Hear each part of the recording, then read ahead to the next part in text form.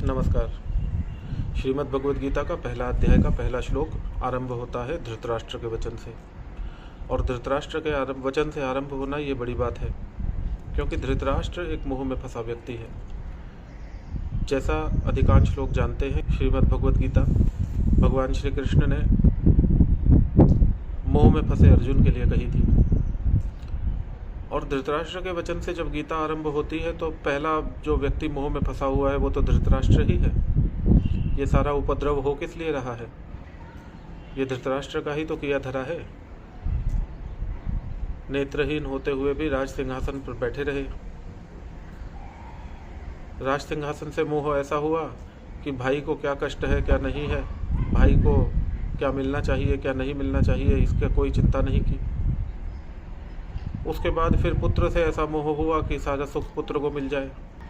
धृतराष्ट्र ने कई अवसरों पर यह स्वीकार किया है कि पांडव धर्मात्मा है, पांडवों में ऐसा कुछ नहीं है जिसकी निंदा की जा सके। इसके उपरांत भी वे चाहते हैं कि उनका दुर्बुद्धि पुत्र, और ऐसा धृतराष्ट्र अपने मुख से कहते हैं, उनका दुर्बुद्धि पुत्र सिंहासन पर बैठे। धृतराष्ट्र कहते हैं कि उनका पुत्र, धृतराष्ट्र जानते हैं कि उनका पुत्र पृथ्वी का नाश कर डालेगा, उसके बाद भी वे चाहते हैं कि उनका पुत्र गद्दी पर बैठे, उनका पुत्र राजा बने। तो मोह में ऐसे फंसे हुए व्यक्ति से जब श्रीमद् भगवद गीता शुरू होती है तो ये अपने आप में एक विशेष बात है। तो धृतराष्ट्र कहते हैं, धृतराष्ट्र उवाच धर्मक्षेत्रे कुरुक्षेत्रे समवेतायुयुत्सवः मामकाः पांडवाश्चैव किम कुर्वत संजय। धर्मक्षेत्र कुरुक्षेत्र में, अब यहाँ पर धर्मक्षेत्र और कुरुक्षेत्र दो शब्द आए हैं। मेरे विचार से धर्मक्षेत्र शब्द का जो अर्थ है, कुरुक्षेत्र वैसे तो एक धार्मिक क्षेत्र है, तो कई लोग इसका इस प्रकार ही अर्थ करते हैं कि कुरुक्षेत्र की धार्मिकता को लेकर, और यहाँ पर कृष्ण भगवान की उपस्थिति थी इसलिए भी ये धार्मिक था। तो सब लोग जो भी इस प्रकार सोचता है वो उसका सोचना गलत नहीं है।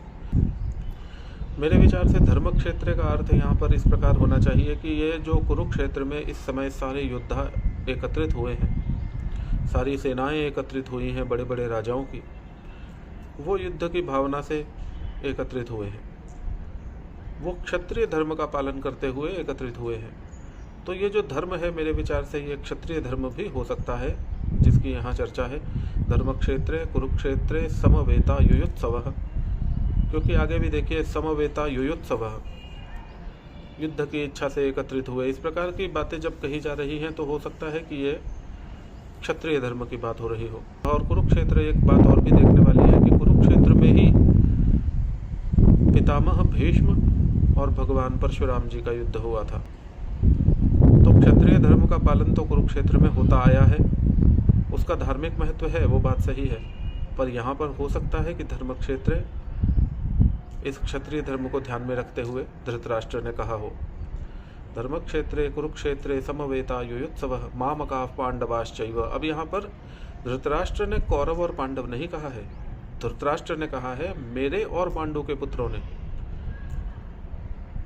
वो ये बात नहीं भूलते कि पांडु उनके भाई हैं। मामकाः पांडवाश्चैव किम कुर्वत संजय, मेरे और पांडु के पुत्रों ने संजय क्या किया। तो यहाँ तक ये पहला गीता का श्लोक है, और अगले श्लोक में क्या होगा, संजय किस प्रकार उत्तर देंगे, वो अगले श्लोक में चर्चा करेंगे। तब तक के लिए नमस्कार।